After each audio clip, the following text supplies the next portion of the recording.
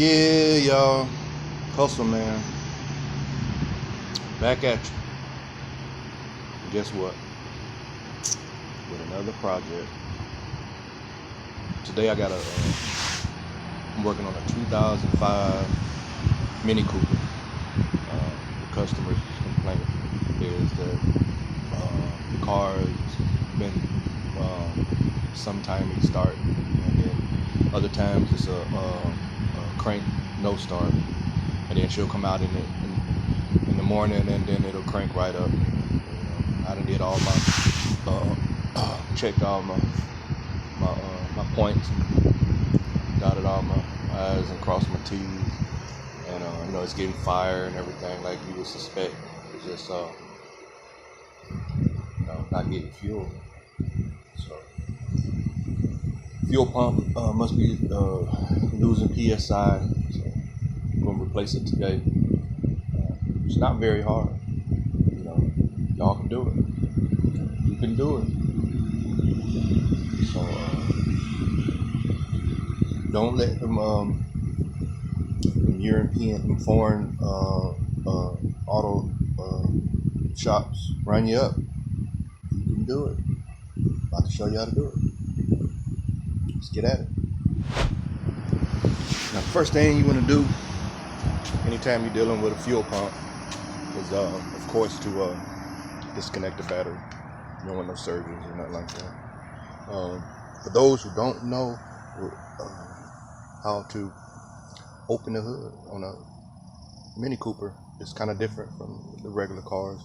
It's actually on the passenger side, right where you would find it on the driver's side of a regular car. That's how the Minni Coopers are on the other side, the passenger side, like right here.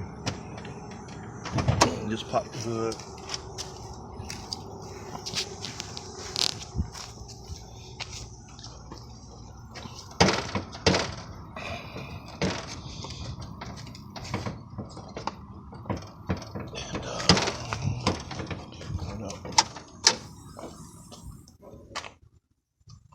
And you'll find the battery up under there. Get your 10 millimeter. Disconnect the battery.